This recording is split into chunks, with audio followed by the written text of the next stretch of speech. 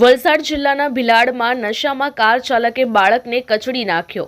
ભાગવાના પ્રયાસમાં કાર પલટી જતા 4ને ઈજા થઈ। ભિલાડ નરોલી ફાટક પાસે તળાવ ફળિયા ખાતે સિલવાસથી મારુતિ કાર નંબર DD03E1155ના ચાલક રોનક વનેશ ધોડી, જેઓ ધોડીપાડા સરાઈના રહેવાસી છે, દારૂનો નશો કરી ભિલાડ તરફ આવી રહ્યો હતો।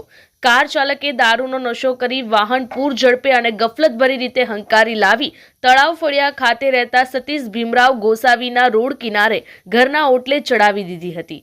ઓટલા પર બેઠેલા સતીશના 5 વર્ષીય પુત્ર અજીતને અડફેટે લેતા માથામાં ગંભીર ઈજા પહોંચી હતી। અકસ્માત સર્જી ચાલક ભાગવા જતા કાર પલટી મારી હતી।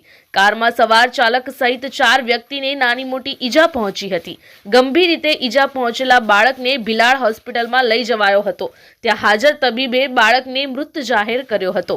બનાવ અંગે મૃતક બાળકના પરિવારજનોએ પોલીસ